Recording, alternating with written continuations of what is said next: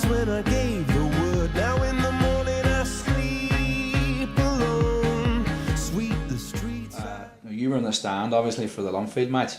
What did you think of the Lumfield fans' reaction after the game at the Roundabouts when they were sore losers, sort of thing? Yeah, you get that in football, but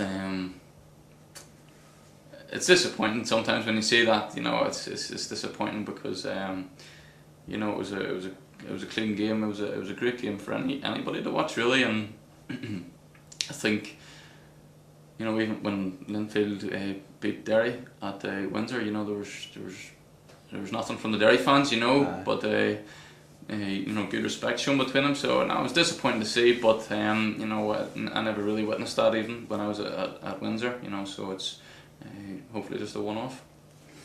Which supporters are better then? Well, the DCFC supporters sing my name, so they're they're very, very vocal. I think the both sets of fans are great, you know, and that night just proved, you know, what an atmosphere it was between two top sides, and you know, they're very, very, they come out in great support, and I can't thank them enough, you know, for, you know, giving me confidence as well, and, you know, backing me.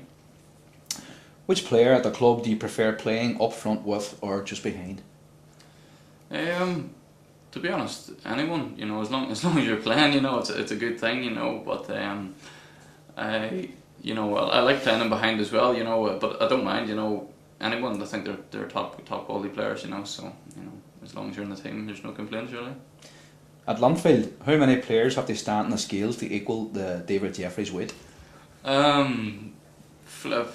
I don't want to be cheeky here, but probably 3 or 4 anyway.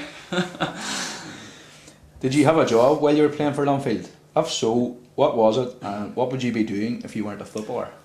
No, never had a job. When I was at Wolves, I studied to get my A-levels in sports science, so I think if I wasn't playing football, I'd be doing something along those lines. I'd probably go back to the uni and finish that off and get a degree. But no, I was full time at Linfield, so there was not much time to get another job there. But as I say, you know, it'd be something along the lines of sports science or doing that. Okay. Who do you hate more, David Jeffrey or Glenn Ferguson? I wouldn't hate anybody. No, I left on good terms with everyone, you know. So I'd still talk to some of the lads, and you know, I've still a lot of respect for those guys. Was it kind of weird having a Granda as a strike partner, but? Yeah, you don't think about that when you're on the pitch. Off the pitch sometimes, yeah, definitely. But no, he's absolutely fantastic what he's achieved. But fair play to the Granda. Yeah. What did Big Davey say to Clive at the start of the second half in the roundabout? Don't know. Probably asking him what height he was. I don't think anybody knows what height he is, you know. Nobody can get up that height to ask him. Is David Jeffries really that fat, or is it just television that adds a few pounds? No, he's quite fat. I hope he downloads this. He knows I'm messing. Do you think you could play under him again? That's not something that I've considered. We didn't leave on you know, there were no burnt bridges or anything like that. Though we left on good terms, and you know, it's football reasons, you know, and nothing else. Is he really a chrome dome, or does he shave his head? I don't know, but I'm sure there's a bit of Mr. Sheen on that as well somewhere. You know, it's very shiny. Taking into account many of the previous questions, do you think a lot of Derry fans are obsessed with Linfield? No, not at all. Not at all. There's a few questions about Linfield, but we'll get to the Derry ones soon. Well, we're on them now, so thank God. I used to put you on the back burner now. What's been the worst moment of your career? Leaving Wolves was a hard one because you knew I was settled over in England, and the fact that you've got to move again, you know, come back home, what I'd been used to had sort of all collapsed, and it was about adapting, and that's, you know, a lot of adapting's in football, and fortunately I'm able to do that, and I've become out of it stronger and better for it. But you know, it was never nice people telling you weren't ready at their club. Was McCarthy in charge then? Unfortunately not. He wasn't? No, unfortunately not, because a lot of the boys seemed to get a chance under him. There were certainly 6 or 7 players, you know, in the year below me just got new contracts, extensions, So you never know. I know it's a bit of a hindsight, but it was nice to see those boys getting their chance, but just goes to show that you're never far away. Who was right, Tom or Keane?